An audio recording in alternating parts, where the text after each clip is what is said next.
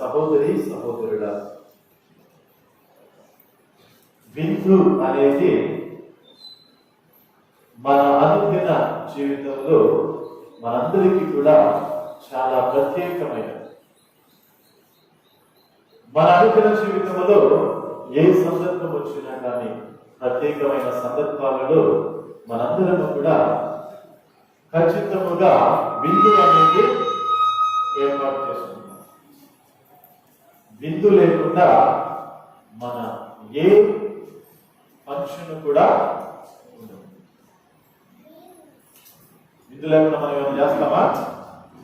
ఏ కార్యక్రమం కూడా విందు లేకుండా మనం చేయం. అయితే ఈ రోజున ఈ యొక్క విందు అనేది చాలా ఉన్నతమైనది, చాలా ప్రత్యేకమైనది, చాలా మనందరికీ కూడా మరి ఆశీర్వాదకరమైనది. ఈనాడు మనందరం కూడా ధ్యానం చేస్తున్న యొక్క విందు. మొట్టమొదటిగా మనం చూసినట్లయితే మన విందు సిద్ధపరుస్తాం. అనేక విధాలుగా మనకి కష్టపడతాం, శ్రమ పడతాం, అన్ని ఏర్పాట్లు చేస్తాం, అన్ని రకాల వంటకాలు సిద్ధం చేస్తాం. ముందుగానే అతిథులకు మనము ఆహ్వానం పొందుతాం. సిద్ధమైన తర్వాత కూడా పిలుపును ఇస్తాం. సిద్ధపరచి పిలుపు ఇచ్చిన తర్వాత ఎవరు రాకపోతే మనకు ఎలా ఉంటుంది? ఎలా ఉంటుంది? పుట్టినరోజు చేసుకుంటున్నారు, అన్ని ఏర్పాట్లు చేశారు, డెకరేషన్ చేశారు, వంటలు ఏర్పాటు చేశారు, అతిథులకు ముందుగానే చెప్పారు, ఫలానా సమయంలో ముందుకు రండి అని చెప్పారు. సమయం అయిన తర్వాత మళ్ళీ పిలిచారు, ఎవరు కూడా రాలా. కేకు అంత సిద్ధంగా ఉంది, ఎవరు రాలా. ఎలా ఉంటుంది? ఆటగా ఉంటుంది. ఇంకా ఇంకా ఇంకేనా? కోపం వస్తుంది. ఏమవుతుంది? కోపం వస్తుంది.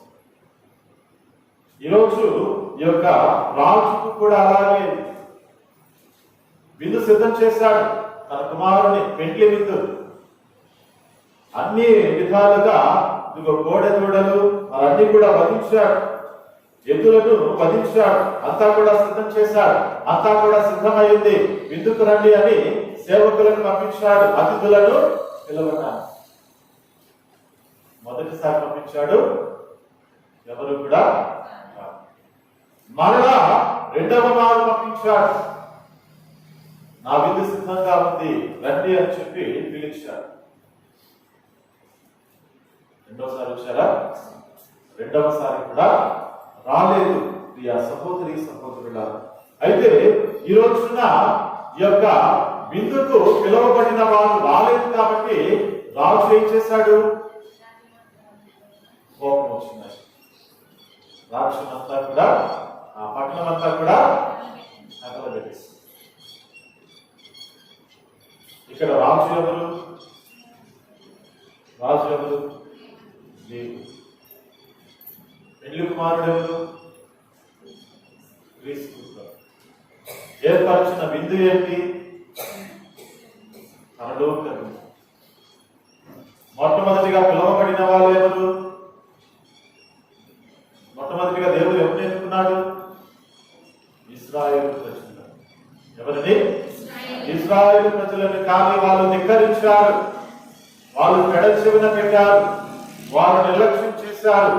కాబట్టి ఈ ఆహ్వానం అనేది ఎవరికి అందింపబడింది? రెండోసారి ఎవరు పిలిచాడు? వీధిలోకి వెళ్ళి కనపడిన వాళ్ళందరినీ పిలుచుకురమ్మన్నాడు. ఈ కనపడిన వాళ్ళందరంటే ఎవరు? మంచి చెడు తేడా లేకుండా పిలవమన్నాడు. ఎవరిని? ప్రతి ఒక్కరిని. ఎవరిని? ప్రతి ఒక్కరిని కూడా ఈ విందుకు పిలిచాడు. ఈ ప్రతి ఒక్కరు అంటే ఎవరు? అన్యులతో సహా, పాపులతో సహా ప్రతి ఒక్కరిని కూడా ఈ విందుకు రాజు ఆహ్వానించాడు. సహోదరి సహోదరుడా, ఈ రోజున ఈ విందుకు రాజు మనందరినీ కూడా ఆహ్వానిస్తున్నాడు. అయితే ఏ విధముగా మనము స్పందిస్తూ ఉన్నాం, ఏ విధముగా ఆహ్వానాన్ని స్వీకరిస్తూ ఉన్నాం, ఏ విధముగా ఈ ఆహ్వానాన్ని అంగీకరించి ఈ విందులో పాల్గొనడానికి మనందరం కూడా సిద్ధపడుతున్నాం. ఆనాడు ప్రజలు వారు ఇదిగో రాజు విందు సిద్ధముగా ఉంది రండి అన్నప్పుడు వారందరూ కూడా నిర్లక్ష్యం చేశారు. ఏం చేశారు వాళ్ళు? కొంతమంది ఏమో పొలానికి వెళ్ళారు, కొంతమంది ఏమో వ్యాపారానికి వెళ్ళారు, మరికొందరేమో పట్టుకొని కొట్టి. రాజు విందుకు ఆహ్వానిస్తున్నాడంటే అర్థమేంటి? రాజు విందుకు ఆహ్వానిస్తున్నాడంటే అర్థమేంటి? విందుకు మనందరినీ కూడా ఆహ్వానించి ఈ విందు ద్వారా మనందరినీ కూడా తన యొక్క సంతోషాలతో నింపడానికి, తన ఆశీర్వాదాలతో నింపడానికి, తన యొక్క దీవెనలను ప్రతి ఒక్కరిపై కూడా కుమ్మరించడానికి ఈ విందును రాజు ఏర్పాటు చేస్తూ ఉన్నాడు. ఏ విధమైన ఆశీర్వాదాలు, ఏ విధమైన వరాలు, ఏ విధమైన దీవెనలు ఈ రోజున రాజు మనందరిపై కూడా కుమ్మరిస్తూ ఉన్నాడు అంటే మొదటి పట్టణం చక్కగా వివరిస్తూ ఉంది. యెషయా గ్రంథము 25వ అధ్యాయం 6వ వచనం నుంచి మనం చూస్తే, సర్వశక్తివంతుడైన ప్రభువు ఈ పర్వతము మీద సకల జాతులకు విందు సిద్ధము చేయును. అది ప్రశస్త మాంస భక్షకులతో మధువుతో కూడి ఉండును. కొవ్విన పశువుల మాంసముతోను పేరుకొనిన ద్రాక్షారసముతో నిండి ఉండును. చూసారా ఎలాంటి విధముగా ఈ యొక్క విందును సిద్ధం చేశాడు రాజు? ప్రశస్తమైన మాంస భక్షములు. ఒక విధంగా చెప్పాలంటే మనకు అర్థమయ్యే భాషలో పంచభక్ష పరమాన్నం అని విన్నారు కదా. పంచభక్ష పరమాన్నాలతో ఈ విందును రాజు సిద్ధం చేశాడు. ఈ సహోదరి సహోదరుడా, అన్ని రకాల వంటకాలు, అన్ని రకాల మాంసాలు, అన్ని రకాల ఆహార పదార్థాలు, అన్ని రకాల రుచులు అనేవి ఈ విందులో మిళితమై ఉన్నాయి. అన్ని విధాలుగా ఈ విందు అనేది సంపూర్ణముగా ప్రభువు సిద్ధపరిచి ఉన్నాడు. మనం చేస్తాం, మనం కూడా భోజనాలు పెడతాం కదా. ఎలా పెడతాం మన భోజనాలు? ఎలా పెడతారు భోజనాలు? ఏమేమి వంటకాలు చేస్తాం మనం భోజనాలు పెడితే? పలావ్ చేస్తాము, కుదిరితే కుర్మా వేస్తాం, లేకపోతే చికెన్ వేస్తాం, అందులో గోంగూర మ్యాచింగ్ అంటాం, దానికి ఇంకేదన్నా సాంబారు ఏదో ఒకటి చేస్తాం, తర్వాత పెరుగు. లేదు ఈ పలావ్ తేవద్దు, తెల్లన్నం చేద్దాం అనుకుంటే ఏం చేస్తారు? గోంగూర పచ్చడి లేకపోతే దోసకాయ పచ్చడి చేస్తారు, సాంబారు లేకపోతే పప్పు, కూర టమాటాను లేకపోతే ములక్కాయో లేకపోతే వంకాయో ఏదో ఒకటి చేస్తాం. తర్వాత ఇదేనా? ఇంకొంచెం బాగా చేద్దాం అనుకుంటే ఒక అప్పడమో ఒక వడియాలో వేసి స్వీట్ ఒకటి చేసి లేకపోతే ఇంకేదన్నా పెట్టి చేస్తారు. అవునా? మన విందులన్నీ కూడా ఎలా ఉంటాయి? ఒక 10-15 రకాల వంటకాలు ఉంటాయి సుమారు. ఇంతకుముందు ఒకసారి పేపర్లో చూశాను, ఒక ధనికుడు తన కుమారుని పెళ్లి విందుకి ఎన్ని రకాల వంటకాలు చేశాడంటే సుమారుగా 1000 రకాల వంటకాలు. ఎన్ని రకాలు? 1000 రకాల వంటకాలు. చూడటానికి సరిపడదు, తినడానికి ఆలోచిస్తాం. ధనవంతుడు అంతవరకు చేశాడు. అయ్యా నాకు ఆ వంటకాలని ప్రపంచం మొత్తం తిరిగేసి ఎన్నుంటాయి. ఈ రోజున అన్నిటికంటే గొప్పగా, అన్నిటికంటే ఉన్నతముగా, అన్నిటికంటే శ్రేష్టముగా, అన్నిటికంటే సంపూర్ణముగా ఈ రోజున పర్వతముపై ప్రభు ఏర్పాటు చేసిన విందు ప్రియ సహోదరి సహోదరులారా అత్యంత ఉన్నతమైనది. ఈ విందులో ఇదిగో అది లేదు ఇది లేదు అనడానికి లేదు. ప్రతి ఒక్కటి కూడా సమృద్ధిగా సమకూర్చబడింది. విందు గురించి చాలా మంది కొట్టలేస్తున్నారు.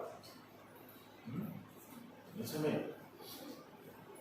చాలా మంది పప్పుచారు అనగానే కొట్టకేస్తారు, చికెన్ అనగానే కొంతమంది కొట్టకేస్తారు. ఇక ఈ విందు చూస్తే ఇంకెన్ని విధాలుగా మనందరము కూడా ఆశపడతాము. అలాంటి విధముగా విందును ప్రభువు సిద్ధం చేశాడు. ఇది భౌతికమైనదే మనం మాట్లాడుతున్నది ఇప్పుడు. అయితే తర్వాత వచనాలు కూడా మనం చూస్తే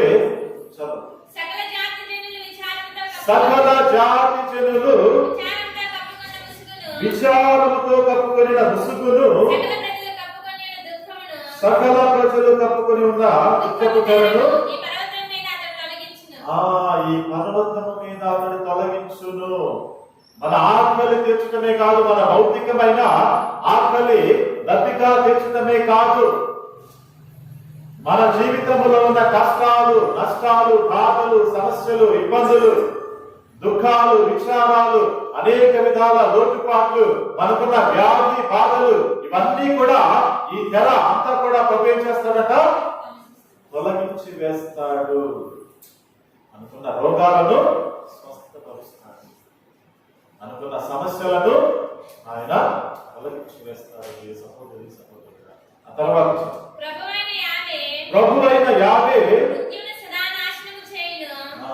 పాప సంబంధమైనవి, పాప కారణమైనవి, పాపము వలన కలిగే ప్రతి ఒక్కటి, ముఖ్యముగా మృత్యువు, నాశనకరమైనది ప్రతి ఒక్కటి కూడా ఈ యొక్క విందు ద్వారా ఏమవుతుంది? నాశనము చేయబడుతుంది. ఏదైతే మన జీవితాలను నాశనం చేస్తుందో దానినే ప్రభు ఈ విందు ద్వారా నాశనం చేస్తున్నాడు. ఆ తర్వాత ఎల్లరి కన్నీళ్లను తుడిచివేయును, భూమి మీద సకల స్థలములలో తన ప్రజలకు కలిగిన అవమానమును తొలగించును. కన్నీటిని ఆయన తీసివేస్తాడు, అవమానములు ఆయన తొలగించి వేస్తాడు. సహోదరి సహోదరుడారా, ఇలాంటి విందు ఎవరైనా సిద్ధపరచగలరా?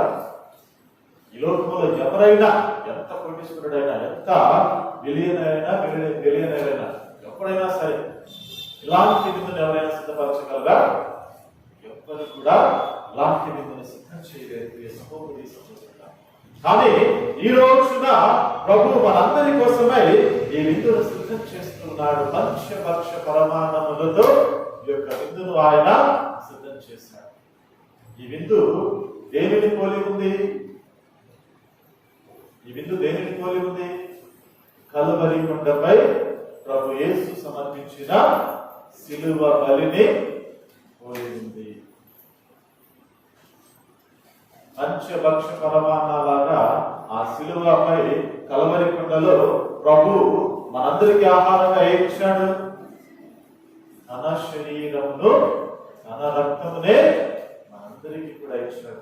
సహోదరి సహోదరుడా, ప్రభు చెప్పిన మాట, నా శరీరమే నిజమైన ఆహారము, నా రక్తమే నిజమైన పానము. ఎవడైతే నా శరీరమును భుజించి నా రక్తమును పానము చేస్తాడో వాడు నిత్య జీవము పొందుకుంటాడు. కనుక ఈ విందు జీవము వసగే విందు. ఈ విందు ప్రియ సహోదరి సహోదరులారా సంతోషాన్నిచ్చే విందు, రక్షణ విందు ఈ విందు. ఈ విందులో ఈ రోజున మనందరము కూడా పాల్గొనాలని ప్రభు మనకు ఆహ్వానం కలుగుతూ ఉన్నాడు. ఈ విందు ద్వారా ఇదిగో ఆనాడు ప్రభువు మరణాన్ని నాశనం చేశాడు. అదే మనము ఈ యొక్క మొదటి పట్టణంలో విన్నాం. మరణాన్ని ఆయన సర్వదా నాశనము చేస్తాడు. కనుక ప్రియ సహోదరి సహోదరులారా, ఆనాడు పర్వతముపై ప్రభు అర్పించిన విందు, కలువరి కొండపై యేసు ప్రభు అర్పించిన బలి విందు, ఈ రోజున మన మధ్య ఈ బలిపీఠముపై సమర్పించబడుతున్న విందు అంతా కూడా ఒకటే. ఇదే విందు ఈ రోజున పరలోకములో కూడా సమర్పించబడుతుంది. ఈ సమయమే, ఈ సందర్భమే పరలోకములో విందు జరుగుతుంది. ఏంటా విందు? గొర్రె పిల్ల మహోత్సవ విందు, వివాహ మహోత్సవ విందు అని దర్శన గ్రంథములో 19వ అధ్యాయంలో మనం చూస్తూ ఉన్నాం. దర్శన గ్రంథము 19వ అధ్యాయం 7వ వచనం చూద్దాం.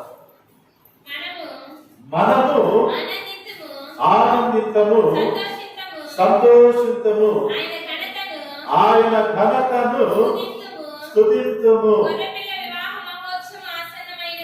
గొర్రెపిల్ల వివాహ మహోత్సవము ఆసన్నమైనది, వధువు సిద్ధమైనది. చూసారా, గొర్రెపిల్ల వివాహ మహోత్సవమే ఈ యొక్క దివ్య బలి విందు. ప్రియ సహోదరి సహోదరుల విందు సిద్ధముగా ఉంది కనుక మనందరము కూడా ఈ విందులో పాల్గొనడానికి సంసిద్ధము కావాలి. ఈ విందులోనికి ప్రభువు ప్రతి ఒక్కరిని కూడా ఆహ్వానిస్తున్నాడని మన వాక్యాలు విన్నాం. అదే మనం దర్శన గ్రంథంలో చూస్తూ ఉన్నాం. 7వ అధ్యాయము 9వ వచనము. దర్శన గ్రంథము 7. తదనంతరము నేను అటు చూడగా అక్కడ ఒక గొప్ప జన సమూహము ఉండేను. ఆ జన సంఖ్య లెక్కకు మిక్కుటముగా ఉండేను. చూడండి, అక్కడ అన్ని జాతుల వారును, అన్ని తెగల వారును, అన్ని వర్గముల వారును, అన్ని భాషల వారును కలిసి ఉండేది. అన్ని జాతుల వారు, తెగల వారు, వర్గముల వారు, అన్ని భాషల వారు కూడా ఈ యొక్క విందుకు ఆహ్వానింపబడ్డారు. మీ సహోదరి సహోదరులు, అయితే ఎవరు ఈ విందులో పాల్గొనగలరు? ఎవరి యొక్క విందు ఫలాలను అనుభవించగలరు అంటే మన వాక్యాలు చూసినట్లయితే యెషయా గ్రంథము 1వ అధ్యాయము 19వ వచనం చూద్దాం. యెషయా గ్రంథము 1వ అధ్యాయము 19వ వచనం. మీరు నాకు విధేయులగుదురేని భూమి నుండి పండు మేలైన వస్తువులను, పదార్థములను మీరు భుజింతురు. Praise the lord, praise the lord, praise the lord. చూసారా, ఎవరైతే ఆయనకు విధేయులవుతారో, ఎవరైతే ఆయన ఆహ్వానాన్ని అంగీకరిస్తారో, ఎవరైతే ఆయన యొక్క పిలుపుకు స్పందిస్తారో, ఎవరైతే ఆయనను వెంబడించి నడుస్తారో వారు మాత్రమే భూమి నుండి పండే అన్ని ఫలాలు వాళ్ళందరూ కూడా అనుభవిస్తారు, భుజిస్తారు. మీ సహోదరి సహోదరుల కనుక ఈ రోజున మరి ప్రభువు మనందరికీ కూడా ఆహ్వానం పలుకుతున్నారు. మేలైన పదార్థాలను మనందరం కూడా భుజించటానికి, స్వీకరించటానికి. మరి అదే విధంగా కీర్తన గ్రంథం 63 వచనం చూస్తే, కీర్తన 63:5 నీ సాన్నిధ్యమున విందును ఆరగించి నా ఆత్మము సంతృప్తి చెందును. నీ యొక్క సాన్నిధ్యమున నీ విందు, నీ మధురమైన విందు, ఆ విందును ఆరగించి నా ఆత్మము సంతృప్తి చెందును. ఆత్మ ఆనందం కలుగుతుంది. ఈ విందులో మనకేం కలుగుతుంది? ఆత్మ ఆనందము, ఆత్మ సంతోషము. ఈ రోజున మనందరం కూడా పొందుకుంటాము. సహోదరి సహోదరుల, అయితే ఈ విందులో పాల్గొనాలంటే మనం ఏం ధరించాలంట? ఏం ధరించాలి? ఈరోజు ఉపమానం ఏం చెప్తుంది? ఏ వస్త్రం ధరించాలి? పెండ్లి విందుకు వెళ్తున్నప్పుడు ఏ వస్త్రం ధరించాలి? వివాహ వస్త్రము ధరించాలి. అందరికీ అనిపిస్తుంది, రాజు రోడ్డు మీద పోయే వాళ్ళని పిలిచాడు, మంచి చెడు తేడా లేకుండా పిలిచాడు, అందరికీ భోజనం పెట్టాడు, కానీ ఒక వ్యక్తిని మాత్రము వివాహ వస్త్రం లేకుండా ఉన్నాడని చెప్పి అతను తినేవాడిని కూడా తీసుకెళ్లి ఎక్కడ పడేశాడు? చీకటి గదిలో పడేశాడు. ఇదేంటి అని అనిపిస్తుంది కదా. ఎందుకు ఆ విధంగా చేశాడు రాజు? పిలిచింది ఆయనే కదా. మళ్ళీ ఎందుకు వస్త్రం లేదని చెప్పి ఎందుకు ఆయన కట్టేశాడు? చీకటి గదిలో పడేశాడు. పూర్వం అంట ఒక ఆచారం ఉండేది. వివాహానికి వచ్చే వాళ్ళందరికీ ధనవంతులు గొప్ప వాళ్ళంతా ఏం చేసేవాళ్ళంట? వివాహానికి వచ్చే వాళ్ళకి అందరికి బట్టలు సిద్ధంగా పెట్టేవారు. వచ్చే వాళ్ళందరూ కూడా ఆ బట్టలు తీసుకుని ధరించి విందులో పాల్గొన్నారు. ఆ విధమైన సాంప్రదాయం అనేది ఆ రోజుల్లో ఉండేది. ఈ వ్యక్తి కూడా మరి వివాహ వస్త్రం ఇచ్చే ఉంటారు, కానీ దానిని పక్కన పడేసి మామూలుగా వెళ్ళిపోయాడు. ఇక్కడ వివాహ వస్త్రం అంటే ఏంటి? వివాహ వస్త్రం అంటే ఏంటి? ఎఫెసీయులకు రాసిన లేఖ 4వ అధ్యాయము 24వ వచనం చూద్దాం. 4వ అధ్యాయం 24వ వచనం. సత్యమైన నీతిని పరిశుద్ధతను కలిగి దేవుని పోలికగా సృజింపబడిన క్రొత్త స్వభావమును ధరింపుడు. ఇక్కడ వివాహ వస్త్రము అంటే ఏంటి? సత్యమైన, నీతివంతమైన, న్యాయమైన, ధర్మబద్ధమైన జీవితము, పరిశుద్ధమైన జీవితము, ప్రభు యేసుని పోలిన జీవితము, పాపమును విడిచిపెట్టి పాత జీవితాన్ని వదిలిపెట్టి క్రొత్తగా జీవించే జీవితము, ఇలాంటి జీవితాన్ని ధరించాలి. అదే వివాహ వస్త్రము అంటే. ఈ ప్రభు యేసు విందులో పాల్గొనడానికి విచ్చేస్తున్న మనందరము కూడా ఈ దివ్య బలి పూజలో పాల్గొనే ప్రారంభంలో మనందరం ఏం చేస్తున్నాం? మనం పూజ ప్రారంభంలో ఏం చేస్తున్నాం? తొందరగా ఉంటే తెలుసు, మొదటి నుంచి ఉంటే తెలుసు. పూజ ప్రారంభంలో ఏం చేస్తున్నాం? మన పాపాలకు పశ్చాత్తాపడుతున్నాం. ఏం చేస్తున్నా? పాపాలకు పశ్చాత్తాపడుతున్నా, మన పాపాలు ఒప్పుకుంటున్నా, మన పాపపు జీవితాన్ని తీసివేసుకుంటున్నా. పరిశుద్ధపరచమని, పరిశుద్ధ వస్త్రాన్ని ధరించమని ప్రభునికి వేడుకుంటున్నా. మన పాపాలను ఆయన కడిగివేసి మనందరికీ పరిశుద్ధ వస్త్రాన్ని ప్రభువు ధరింప చేస్తున్నాడు. అలా ధరించిన తరువాత మనం ఆ ప్రభు యొక్క శరీర రక్తాల విందుకు సిద్ధపడుతూ ఉన్నాం. అవునా? కనుక వివాహ వస్త్రం అంటే ఇక్కడ పరిశుద్ధమైన జీవితము, క్రొత్త స్వభావము, పాత స్వభావాన్ని విడిచిపెట్టాలి. అదే విధముగా కొలస్సీయులకు రాసిన లేఖ 3వ అధ్యాయం 9వ వచనం చూద్దాం. కొలస్సీయులకు రాసిన లేఖ 3:9. అబద్ధములు ఆడరాదు, ఏలైనా మీ పాత మనస్సును దాని అలవాట్లతో పాటు త్యజించి క్రొత్త మనస్సును ధరించిన వారు కదా. చాలు. ఏమంటున్న వాక్యాలు? మీ పాత మనస్సు, పాత అలవాట్లు అన్ని కూడా తీసివేసుకుని ఏం చేయాలంట? ఎలాంటి మనస్సు ధరించాలి? క్రొత్త మనస్సు ధరించాలి. అదే విధముగా మనము దర్శన గ్రంథము 19వ అధ్యాయము 8వ వచనం చూద్దాం.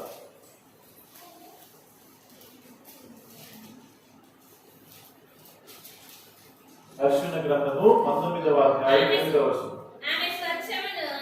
ఆమె స్వచ్ఛమును ప్రకాశవంతమును అయిన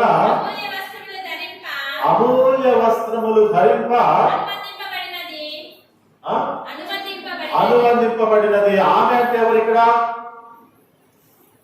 ఆమె అంటే ఎవరు? వధువు. ఎవరు? గొర్రెపిల్ల వరుడు. వధువు అంటే ఎవరు? వధువు అంటే ఎవరు? ఆమె. ఆమె అంటే ఎవరు? మనమే. మనందరం కూడా ఎలాంటి వస్త్రం ధరించాలి? మరోసారి చూద్దాం. స్వచ్ఛమును ప్రకాశవంతమును అయిన అమూల్య వస్త్రమును ధరింప అనుమతింపబడినది. ఆ వస్త్రం ఏంటో చూడండి. దైవ ప్రజలు సత్కార్యములే ఆ అమూల్య వస్త్రములు అని ఆ స్వరము పలికెను. చూసారా? ఆ అమూల్యమైన వస్త్రాలు ఏంటి? సత్కార్యములు, మంచి పనులు, పరిశుద్ధమైన జీవితము, పాపమును విడనాడే జీవితము. అలాంటి వస్త్రాన్ని ధరించినప్పుడే ఈ విందులో పాల్గొనడానికి మనందరం కూడా అర్హులము. సహోదరి సహోదరులారా, అందుకే దివ్య సప్రసాదమును స్వీకరించడానికి ముందు ఈ యొక్క బలి విందులో పాల్గొనడానికి ముందు మన పాపాలను ఒప్పుకుంటున్నాం. అలా మనం ఒప్పుకోకుండా, సిద్ధము లేకుండా, విశ్వాసము లేకుండా, భక్తి లేకుండా వెళ్ళిపోయి ఆ విందులో మనం పాల్గొంటే మనకి ఏమవుతుంది? శాపం వస్తుంది. కొరింథీయులకు రాసిన మొదటి లేఖ 11వ అధ్యాయము 27వ వచనం చూస్తే 11:27 కనుక అయోగ్యముగా ప్రభువు యొక్క రొట్టెను ఎవడైనా తినినను లేక ఆయన పాత్రము నుండి త్రాగినను అతడు ప్రభువు శరీరమునకును రక్తమునకును వ్యతిరేకముగా పాపము చేయుచున్నాడు. అనగా దేవునికి విరుద్ధముగా వెళుతూ ఉన్నాడు, వ్యతిరేకముగా వెళుతూ పాపము చేస్తూ ఉన్నాడు, శాపము పాలు అవుతూ ఉన్నాడు. సహోదరి సహోదరులారా, కనుక మనం ఎప్పుడు కూడా ఈ విందుకు ఆహ్వానింపబడినప్పుడు మనందరం ఏం చేయాలి? తగిన విధముగా మనము సిద్ధపడి రావాలి. ప్రారంభము నుంచి మనం యొక్క దివ్య బలి పూజలో పాల్గొనాలి. అన్ని విధాలుగా మనము ఆయత్తపడాలి, సమాయత్తపడాలి. ఎప్పుడైతే ఇదిగో సమయం ఉంది, లేకపోతే ఇది దివ్య బలి పూజ సమయము, లేకపోతే జపమాల సమయము, లేకపోతే ఆరాధనా సమయము, లేకపోతే ప్రార్థనా సమయము అన్నప్పుడు చాలాసార్లు మనం ఏం చేస్తుంటాం?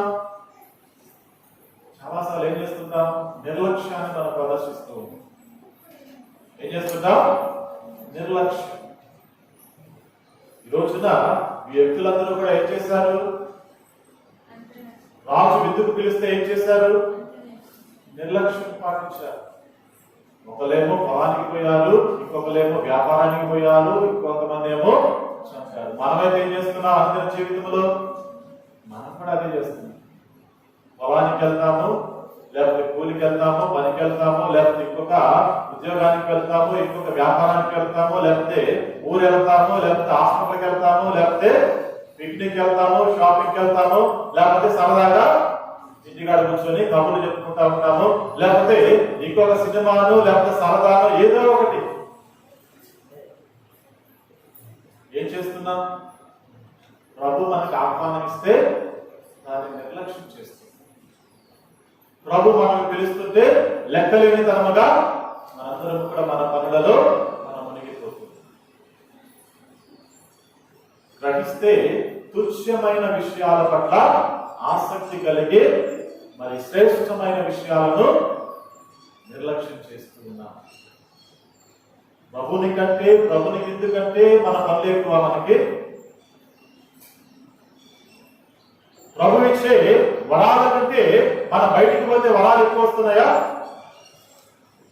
నువ్వు కూలికి వెళ్ళినా, వ్యాపారానికి వెళ్ళినా, ఇంకొక పని మీద వెళ్ళినా, ఎక్కడికి వెళ్ళినా కానీ ఇదిగో ఇక్కడ లభించే వరాలు నీకు లభిస్తున్నాయా? సమృద్ధి జీవ వరాల నిధి ఈ దివ్య బలి పూజ. ప్రభు పర్వతంపై ఏర్పరిచిన విందు, కల్వరి కొండపై ప్రభు యేసు అర్పించిన బలి, పరలోకములో ప్రతినిత్యము కూడా జరుగుతున్న బలి, వివాహ మహోత్సవం, ఈ విందే ప్రియ సహోదరి సహోదరుడా. ఈ విందు ద్వారా ఎన్ని ఆశీర్వాదాలు దేవుడిస్తున్నాడు చూడండి. శారీరకమైన అవసరాలే కాదు, విందే కాదు, మన మానసిక ఆందోళన, సమస్యలు, బాధలు తొలగించి వేస్తున్నాడు. పాప కారణము మరణమైనది ఇదిగో మన నుంచి నాశనం చేస్తూ ఉన్నాడు. మన కన్నీళ్లు తుడుస్తున్నాడు, మన అవమానములను ఆయన తొలగించి వేస్తున్నాడు. సహోదరి సహోదరుడా, కానీ మనం మాత్రము వాటి కోసం పరుగులు పెడుతున్నాం. ఎవరిని వదిలేస్తున్నాం? ప్రభువుని మనము విడిచిపెడుతూ ఉన్నాం. ప్రభు వస్తే అనేకమైన ఫలాలను మనము కోల్పోతూ ఉన్నాం. సహోదరి సహోదరుడా, ఇక్కడ మనము 2వ పట్టణంలో పౌలు గారిని చక్కని ఉదాహరణగా తీసుకోవచ్చు. చదవండి ఒకసారి ఆ వాక్యం. కలిమి లేములలో ఉండుట అనయేమో నాకు తెలియను. నాకు ఆకలిగా ఉన్నను, నేను కడుపు నిండి ఉన్నను, నాకు కొద్దిగా లభించినను, ఎక్కువగా లభించినను, ఎప్పుడును ఎచ్చోటను సంతృప్తి కలిగి ఉండుట అను రహస్యమును నేను నేర్చుకుంటుని అంటున్నాడు. చూడండి, కలిమి లేములలో ఎలా ఉంటున్నాడు? ఒకేలా ఉంటున్నాడు. చాలాసార్లు మనం చెప్పే సాకులు ఏంటి? కోరిక ఎందుకు రాలేదంటే ఏం చెప్తాం?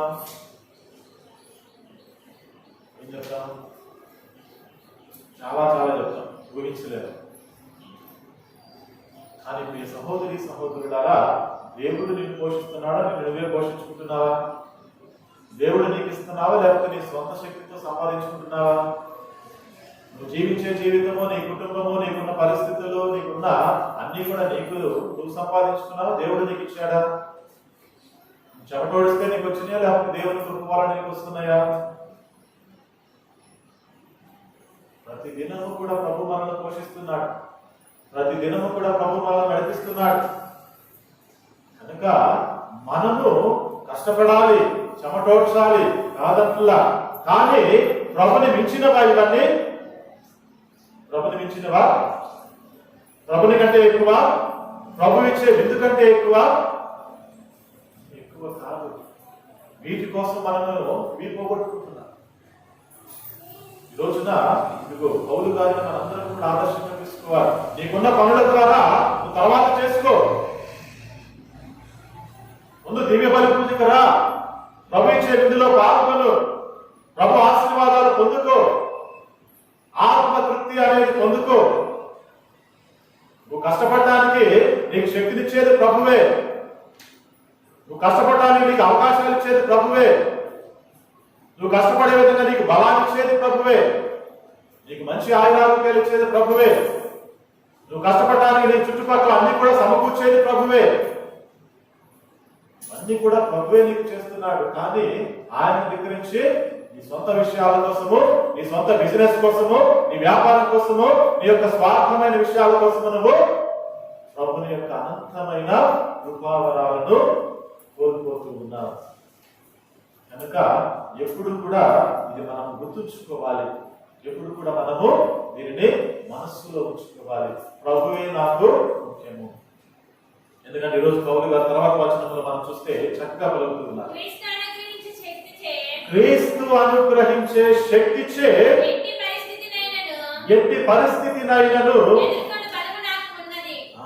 చూడండి, ఆయన అనుగ్రహించే శక్తిచే ఎట్టి పరిస్థితి అయినా సరే, అది బాధ కావచ్చు, నష్టం కావచ్చు, కష్టం కావచ్చు, ఎలాంటి పరిస్థితి అయినా కానీ ఎవరి ద్వారా మాత్రమే మనం ఎదుర్కోగలం? ప్రభునితో మాత్రమే మనం ఎదుర్కోగలం. మనం సొంతంగా పోయి లేకపోతే మా చుట్టూ మందిని తీసుకుపోయినా కానీ ఏ ఫలితం ఉండదు, ఎలాంటి ఉండదు. ఇలాంటి వాటిలో నీకు ఎలాంటి తృప్తి, సంతోషము, ఆత్మ తృప్తి కలుగుతుందా? అది ప్రభుని అనేది జరుగుతుంది. అది ప్రభుని ద్వారానే, ప్రభు వల్లనే మన జీవితాలలో కలుగుతుందనే సత్యాన్ని ఈరోజు మనందరం కూడా గుర్తించాలి. కనుక ఈరోజు ఇదిగో ప్రభు ఆహ్వానాన్ని మరి అంగీకరించకుండా నిర్లక్ష్యం చేసిన వాళ్ళ పరిస్థితి ఏమైంది? ప్రభు ఆహ్వానిస్తే, రాజు ఆహ్వానిస్తే ఆయన నిర్లక్ష్యం చేసిన వారికి పరిస్థితి ఏమైంది? అగ్నికి ఆహుతైపోయారు, నాశనం చేయబడ్డారు, చీకటి గదిలో పడవేయబడ్డారు. రేపు మన పరిస్థితి కూడా అలాగే ఉండబోతుంది. మన జీవితాన్ని సరి చేసుకుందాం. ప్రభుని పిలుపుకు మనందరం కూడా స్పందిద్దాం. ఎందుకంటే ప్రభు వాక్యాలు తెలియజేస్తున్నాడు. మనము యోహాను సువార్త 10వ అధ్యాయం 4వ వచనం చూస్తే, యోహాను సువార్త 10:4, తన గొర్రె పిల్లను అన్నింటినీ బయటకు తోలుకొని వచ్చిన పిదప వాడు వానికి ముందుగా నడుచును, గొర్రెలు వారి స్వరమును గుర్తించును కనుక అవి వాని వెంట పోవును. కనుక ఈ రోజు మన కాపరి మనందరినీ కూడా పిలుస్తూ ఉన్నాడు, మనందరికి ముందుగా నడుస్తూ ఉన్నాడు.